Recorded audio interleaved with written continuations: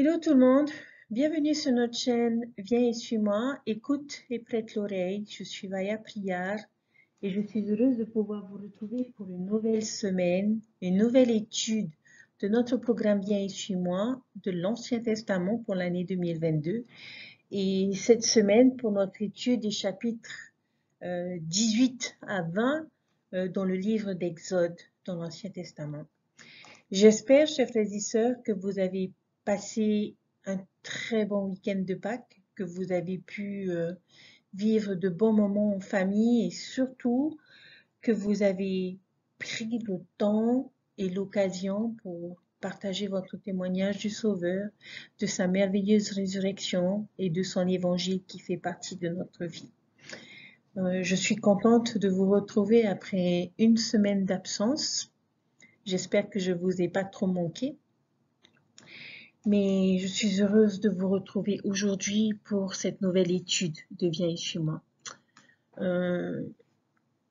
Nous allons continuer donc l'histoire de Moïse et des Israélites qui sont sortis d'Égypte et qui se retrouvent dans leur désert et à travers un long voyage. Le parcours des Israélites depuis l'Égypte jusqu'au pied du mont Sinaï a été rempli de nombreux miracles, de différentes manifestations que je qualifierais d'indéniables du pouvoir de l'amour et de la miséricorde sans pareil du Seigneur. Mais le Seigneur avait pour chacun d'eux des bénédictions en réserve qui allaient plus loin que le fait de les libérer d'Égypte et de satisfaire leur faim et leur soif physique. Le Seigneur voulait que ce peuple devienne son peuple de l'Alliance, son trésor particulier et une nation sainte. Aujourd'hui, les bénédictions de cette alliance ne sont pas limitées à une nation ou à un peuple. Dieu veut que tous ses enfants deviennent son peuple de l'alliance, et qu'ils écoutent sa voix et qu'ils gardent son alliance. Car il a fait miséricorde jusqu'à la 1000e génération de ceux qui aiment et qui gardent les commandements. La semaine d'avant celle de Pâques, nous avons vu les choses qui permettraient au peuple et qui les aideraient, et ainsi que nous-mêmes, à survivre dans le désert de la mortalité. Rappelons-nous que toute l'histoire dans le livre d'Exode est une grande métaphore pour la vie. Et tout comme les cérémonies au temple, lorsque nous allons pour accomplir des dotations, nous aident à comprendre notre rôle et notre destinée de façon symbolique à travers l'histoire d'Adam et Ève. L'histoire d'Exode agit de la même façon. Elle est remplie de symboles. Et j'espère que vous avez pu reconnaître quelques leçons à travers toute cette histoire.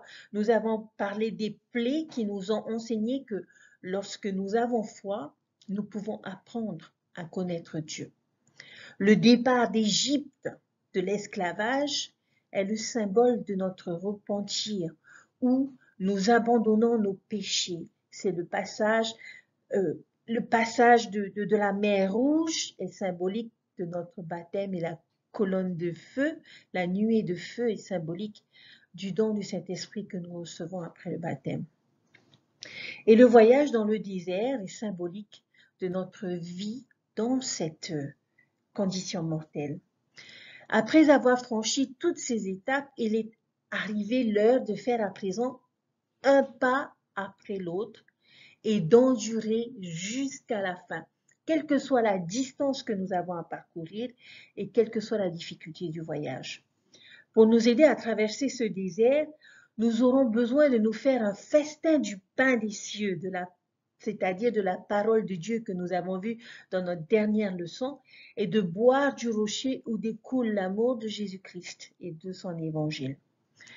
Cependant, il y a quelque chose, ou je dirais plus qu'il y a quelqu'un d'autre que le Seigneur nous a envoyé pour nous aider dans notre voyage. Et nous devons aujourd'hui suivre le prophète vivant de Dieu. Les enfants d'Israël n'avaient pas à faire ce voyage seuls. ils avaient un dirigeant, ils avaient un porte-parole de Dieu qui leur donnait les conseils nécessaires, une personne qui les aidait pour accomplir et aller au bout de ce voyage. Les chapitres 17, 18 et 19 contiennent des principes qui nous aideront à comprendre le rôle d'un prophète dans sa mission qui est de guider le peuple de Dieu. Les vérités dont nous discuterons peuvent s'appliquer à toute position de dirigeant dans l'Église, pas juste aux prophètes. Mais nous allons voir ces principes et commencer par le premier principe que nous avons pu voir dans Exode chapitre 17. Et je pense que pour en parler, vous avez dû déjà faire l'expérience où l'on demandait à une personne de se tenir debout et de lever les bras et de les maintenir élevés pendant un long moment. Et au bout de quelques minutes, un cantique sera posé sur ses mains. Au bout de 3 minutes, un deuxième livre sera posé sur ses mains. Et le défi étant de toujours garder les bras tendus et levés. Si vous n'avez pas fait cette expérience, je vous invite à le faire, mais vous pouvez imaginer la difficulté qu'il y aurait à garder les bras tendus en l'air avec un poids qui ne cesse d'être augmenté de minute en minute. Après cette épreuve épuisante, il est proposé qu'une personne vienne d'un côté et soutienne l'un des bras, et qu'une deuxième personne vienne de l'autre côté et soutienne le deuxième bras. Et ainsi se rendre compte combien l'exercice devient plus facile lorsque l'on est soutenu. Nous allons donc aujourd'hui examiner une histoire de quelqu'un qui devait lever les bras pendant un long, très long moment. Alors que les enfants d'Israël voyageaient à travers le désert, ils ont été attaqués par une armée de Amalékites, qui voulait tout simplement les empêcher d'atteindre la terre promise. Tout comme les enfants d'Israël, chers frères et sœurs, nous aussi, nous sommes soumis à des forces opposantes qui veulent nous empêcher d'atteindre notre terre promise. Mais lorsque nous étudions ce chapitre, nous nous rendons compte qu'elle détient une clé stratégique pour gagner ce type de bataille. Le chapitre 17 n'est pas un chapitre très long, mais nous allons nous concentrer uniquement sur 6 versets. Il s'agit des versets 8 à 13. Et l'un des principaux objectifs dans l'étude des Écritures est de pouvoir, bien sûr, appliquer ces Écritures à nous-mêmes et de trouver la correspondance avec notre propre situation. Donc, nous allons voir ensemble les différents éléments de ce récit qui vont nous aider à suivre le prophète de Dieu. Alors, dans cette histoire, nous voyons Moïse, Aaron et Hur, le rocher, la bataille, les Amalékites et enfin les Israélites. Pour chaque élément, nous allons essayer de trouver un principe de vérité que nous pourrions mettre en application à travers cette histoire. Moïse représente notre prophète aujourd'hui. Notre Moïse est président Russell M. Nelson. Qui peut être Aaron et Hur pour nous? Je pense que si vous répondiez à cette question, vous me direz qu'il s'agit de président Hawks et de président Eyring, parce que ce sont ses conseillers et ce sont ceux qui le soutiennent et qui portent en quelque sorte ses bras et l'aident à diriger l'Église. Mais il y a aussi les apôtres. Qui d'autre peut être représenté par Aaron et Hur? Que font-ils? Dans l'histoire, ils soutiennent le prophète parce qu'il fallait qu'il garde les mains levées pour que les Israélites gagnent la bataille. Et Aaron et Hur étaient là pour le soutenir. Et chaque fois qu'il le soutenait et qu'il avait les mains levées, les Israélites gagnaient la bataille. Chers frères et sœurs, nous pouvons aussi être Aaron et Hur. Nous avons eu et nous avons l'opportunité de soutenir notre prophète. Comment l'avons-nous fait et comment pouvons-nous le faire? Chaque fois que nous levons la main droite pour le soutenir en tant que prophète, voyant, révélateur et président de l'Église. Il y a une écriture que j'aimerais partager qui nous enseigne hein, comment est-ce que nous devons soutenir notre prophète, comment est-ce que nous devons soutenir nos dirigeants. Et cette écriture, elle se trouve dans Doctrine et Alliance, section 107, le verset 22, et qui dit ceci.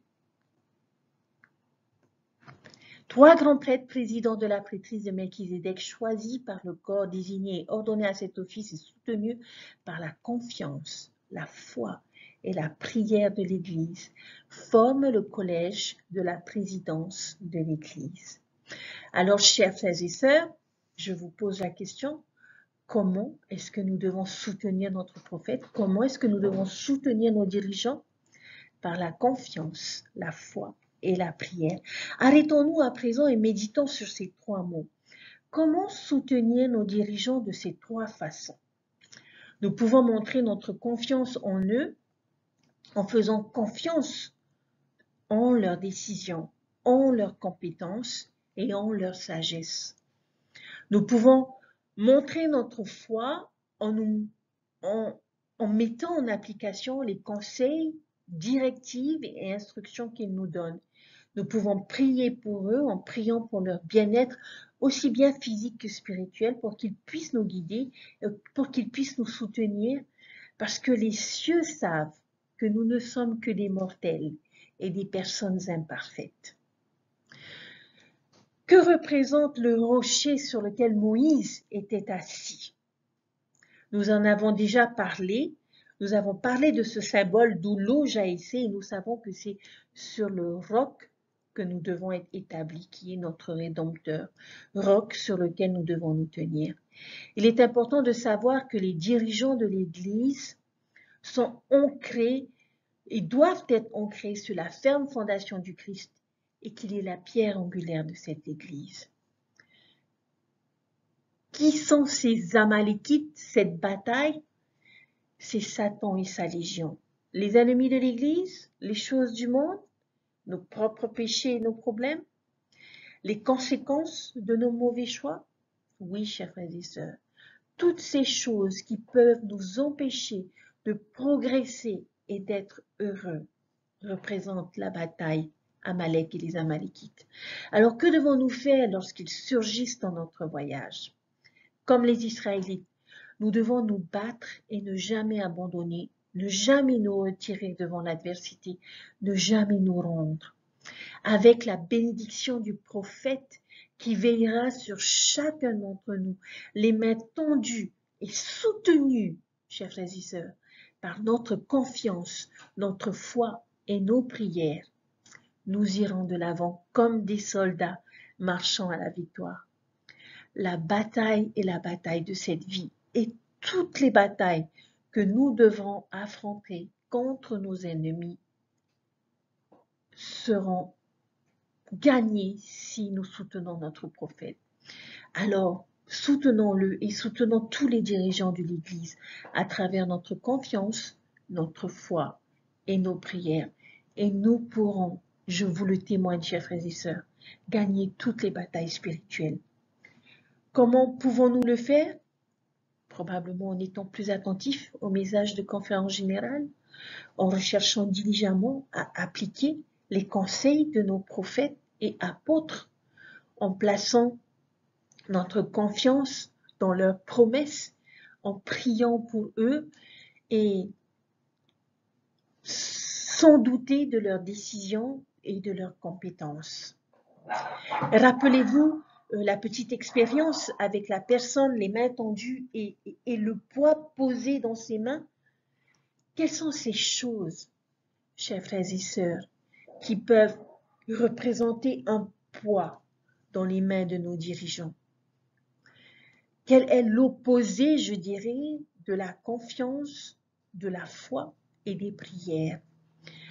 Lorsque nous regardons dans le chapitre 14, les versets 11 et 12, et on nous dit ceci, « Ils dirent à Moïse, n'y avait-il pas de tombeau en Égypte sans qu'on ait besoin de nous emmener mourir dans des contrées inhabitées? Que nous as-tu fait en nous faisant sortir d'Égypte? N'est-ce pas là ce que nous te disions en Égypte? Laisse-nous servir les Égyptiens, car nous aimons mieux servir les Égyptiens que de mourir dans ces contrées inhabitées. » qu'est-ce que les Israélites ont fait et qu'il nous arrive parfois de faire? Au chapitre 15, dans le verset 24, on lit que le peuple murmurait contre Moïse. Au chapitre 16, le verset 12, on nous dit « J'ai entendu les murmures de tes enfants d'Israël ». Chapitre 17, versets 2 à 4, le peuple chercha querelle à Moïse, murmurait contre Moïse. Chers frères et sœurs, quel est l'opposé de la foi, de la confiance et de la prière? C'est se plaindre, murmurer, critiquer. Ces choses n'aideront pas nos dirigeants. Murmurer contre eux ne pourra que mettre un fardeau dans leur appel et le rendre plus difficile. Puissions-nous nous approcher de nos dirigeants avec une plus grande mesure de charité, de compréhension et d'amour, et reconnaître leur humanité et faire preuve de plus de patience, de plus d'amour envers chacun d'eux. Nous ne voudrions surtout pas que l'un de nos dirigeants soit dans la même position que Moïse lorsqu'il s'est exprimé au chapitre 17, verset 24, où il a dit, Moïse cria à l'Éternel en disant, « Que ferai-je à ce peuple? Encore un peu et ils me lapideront. » Chers frères et sœurs, la confiance et non les plaintes, la foi et non les critiques, et le doute et les prières et non l'indifférence. Lorsque nous soutenons les prophètes, nous gagnons nos batailles. Lorsque nous soutenons nos dirigeants, nous gagnons les batailles. Et je sais que le président Russell M. Nelson est un prophète de Dieu. Je sais que sa connexion avec Dieu est palpable et je vous témoigne que nous ne pourrons jamais nous égarer en suivant le prophète de Dieu et en soutenant chacun de nos dirigeants. Nous gagnerons nos batailles lorsque nous les soutenons. Alors soyons comme Aaron et Hur, tenons-nous aux côtés de nos dirigeants sur la montagne et accordons-leur notre force et notre soutien. Dans les chapitres 18 et 19, nous avons vu d'autres principes concernant le prophète. Après que le peuple ait traversé la mer Rouge et se soit battu contre Amalek et les Amalékites, Moïse est à nouveau réuni avec sa famille et notamment avec son beau-père Jéthro. Et j'aime beaucoup les quelques bons conseils que Jéthro donne à Moïse, qui pour moi est une merveilleuse leçon et que je dirais même une merveilleuse formation de dirigeant que l'on trouve au verset 13. Et je pense que tous ceux qui sont appelés dans la position d'un dirigeant de l'Église, devraient lire ce chapitre. Les versets 13 au verset 27. Et c'est peut-être un résumé. Si je devais faire un résumé, il y a un mot qui nous dit tout. Dans le chapitre 18, le verset 13, le peuple se tint du matin jusqu'au soir. Et au verset 17, ce que tu fais n'est pas bien. Je pense que cette petite expérience avec son beau-père nous révèle un détail important auquel nous ne pensons pas toujours. Eh bien, tout simplement que nos prophètes, nos dirigeants sont des humains, sont des hommes avec des imperfections et qui ne sont pas infaillibles dans leur jugement ou dans leurs actions. Dans ces circonstances que l'on découvre dans ces chapitres, Moïse n'agit pas avec sagesse et Jéthro l'informe que ce qu'il fait n'est pas bon. Attention, chers frères et sœurs, à ne pas vite condamner notre prophète pour quelque chose qu'ils ont fait et qui ne semble pas sage. Mais la question que nous pouvons nous poser, c'est comment devrions-nous réagir face à leurs imperfections? Eh bien, tout simplement les pardonner, reconnaître leur nature humaine et on ne peut pas toujours avoir tout juste. Mais au verset 18, il lui dit, tu t'épuiseras toi-même et tu épuiseras ce peuple qui est avec toi, car la chose est au-dessus de tes forces et tu ne pourras pas y suffire seul. Au verset 21, son beau-père lui dit, choisis parmi tout le peuple des hommes capables, des hommes qui craignent Dieu, des hommes intègres, ennemis de la cupidité, et établis-les sur eux comme chef de 1000, chef de 100, chef de 50 et chef de 10. Le verset 22, allège ta charge et qu'il apporte avec toi. Verset 23, si tu fais cela et que Dieu te donne des ordres, tu pourras y suffire et tout ce peuple y parviendra. Heureusement, j'adore ce mot, à sa destination. D'après ces versets, quel est le mot-clé? Je dirais que c'est déléguer, ce qui peut parfois être très difficile pour les dirigeants de l'appliquer à soi-même. Il est tentant, et je le reconnais moi en tant que président de la société de secours, d'essayer de vouloir tout faire tout seul, de tout faire par nous-mêmes, de prendre trop de responsabilités dans un appel ou dans une position d'autorité. Cela n'est pas bon, chers frères et sœurs, ce n'est pas bon pour le dirigeant, ce n'est pas bon pour le peuple, pour ceux dont nous avons la responsabilité, parce que tous deux souffrent dans ce scénario. Et comme Jétro l'explique au verset 18, une partie de la responsabilité d'un dirigeant est d'appeler des personnes capables, craignant Dieu, des hommes intègres, ennemis de la cupidité, et le permet de faire usage de leur propre jugement, de leur propre compétence, de leur propre connexion avec Dieu pour diriger et prendre des décisions. Un jour, un père a dit à un de ses fils qui a été appelé évêque, « Appelle de bonnes personnes et ne reste pas sur leur chemin. » Chers frères et sœurs, qu'arriverait-il si président Nelson essayait d'accomplir seul sa tâche en tant que président de l'Église? Je crois que ce serait mission impossible. Que se passerait-il si un évêque devait couvrir toutes les responsabilités des différents appels dans une paroisse? Je pense aussi que cela serait impossible. Ou bien qu'un parent des deux s'acquitte de toutes les responsabilités du foyer seul. Ce serait aussi difficile. Au bout d'un certain temps, le fardeau pèserait de plus en plus et il serait de plus en plus lourd et l'on ne serait plus en mesure d'accomplir quoi que ce soit. Mais fort heureusement, chers frères et sœurs, dans l'Église, nous avons des chefs de 1000, nous avons des chefs de 100, des chefs de 50 et des chefs de 10. Le président de l'Église dans ce scénario est à la place du prophète Moïse. Et qui est président Nelson? Le chef des 1000 pourrait être la présidence des 100, les chefs de 100 pourraient être nos épiscopats, les chefs de 50 pourraient être notre présidence des anciens ou notre présidence de la société de secours. Les instructeurs, les pères, les mères pourraient être les chefs de 10. Alors, chers frères et sœurs, s'il vous plaît, quelle que soit notre position en tant que dirigeants dans l'Église de Jésus-Christ des saints des derniers jours, apprenons à déléguer et à faire confiance à ceux que nous appelons et à ne pas nous mettre, comme ce père l'a enseigné à son fils, sur leur chemin. Il y a un autre principe que nous découvrons dans ce chapitre. Lorsqu'on regarde les versets 15 du chapitre 18, on nous dit que c'est que le peuple vient à moi pour consulter Dieu. Le verset 16, quand ils ont quelques affaires, ils viennent à moi, je prononce entre eux et je fais connaître les ordonnances de Dieu et de ses lois. Et ils portent les affaires devant Dieu. Le verset 20 enseigne, on dit, enseigne-leur les ordonnances et les lois, fais-leur connaître le chemin qu'ils doivent suivre et ce qu'ils doivent faire. J'aimerais vous inviter à songer à notre dernière conférence générale.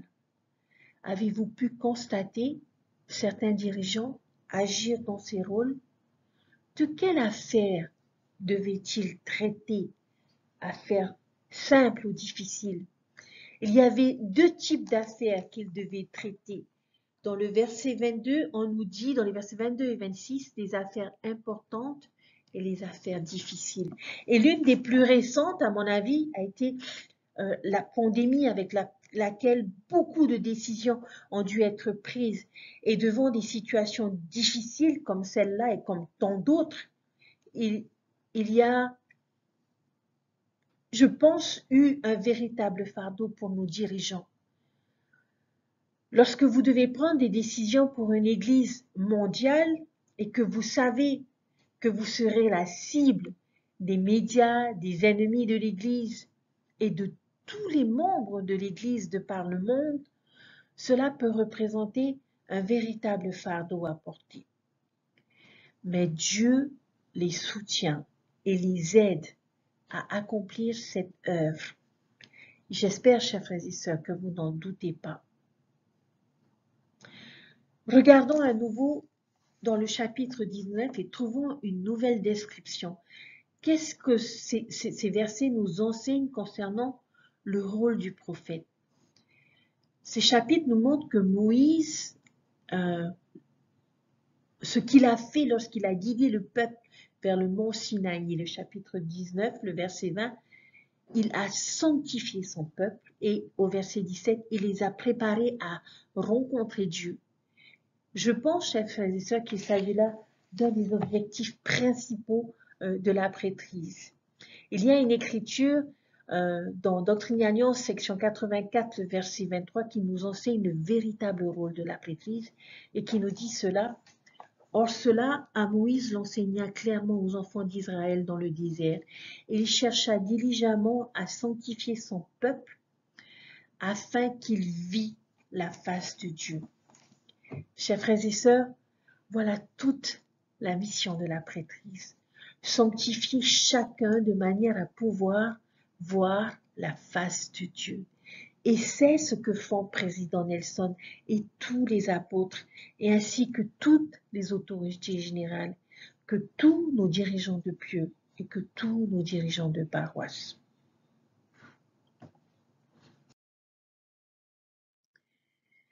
Chers frères et sœurs, j'aime nos dirigeants et nous sommes bénis de les avoir. Alors que le reste du monde a des politiciens, des célébrités, des leaders dans le monde des affaires, nous avons un prophète et nous avons des apôtres. Le monde trouve des conseils et des nouvelles pour être guidé dans des journaux, dans des livres, sur des réseaux sociaux ou dans des magazines sur une étagère. Nous avons un prophète et des apôtres. Alors que ce monde ne peut se reposer que sur la perspective limitée qu'il peut avoir, nous avons un prophète et des apôtres pour nous donner une perspective éternelle. Chers frères et sœurs, ce sont des hommes de Dieu et je vous témoigne qu'ils peuvent nous guider à travers le désert de cette condition mortelle en toute sécurité et de façon triomphante. Je prie que nous soyons comme le peuple d'Israël qui s'est exprimé dans Exode chapitre 19 verset 8 et qui a dit « Nous ferons tout ce que l'Éternel a dit ». Chers frères et sœurs, je vous témoigne que tous ces enseignements sont vrais, que nous sommes bénis d'avoir un prophète pour être guidés et pour recevoir des nouvelles fraîches de notre Père céleste. Soyons ces Aaron et Hur, soutenons-le par la confiance, par la foi et par la prière. Et je vous témoigne que quelles que soient vos batailles personnelles, familiales, professionnelles, vous sortirez vainqueur si vous soutenez le prophète de Dieu. Nous sommes bénis d'avoir un prophète vivant qui représente le Seigneur sur terre et qui a la capacité de voir et de savoir les choses à venir et qui nous prépare pour ces différents événements. Puissions-nous prendre le temps de relire les différents enseignements qui ont été donnés lors de notre dernière conférence générale, à suivre l'exhortation de notre prophète à développer cet élan spirituel en faisant les 5 choses qu'il nous a demandé de faire. Il y a tant de promesses, tant de bénédictions, tant d'avertissements qui ont été partagés lors de notre dernière conférence générale. Recherchez-les et d'une couleur, soulignez les promesses, d'une autre couleur, soulignez les avertissements. Et je vous témoigne qu'en faisant cela, vous les soutiendrez de la meilleure des façons et que vous serez beaucoup plus en mesure de pouvoir comprendre cet évangile et de pouvoir œuvrer dans cet évangile. Dieu vit et Dieu nous aime. Comme il n'a jamais abandonné les Israélites, chers frères et sœurs, il ne nous abandonnera pas. Si nous avons le sentiment d'être abandonnés, c'est que nous ne faisons pas ce qu'il faut. C'est nous qui nous sommes éloignés de Dieu et de ses enseignements et de son prophète.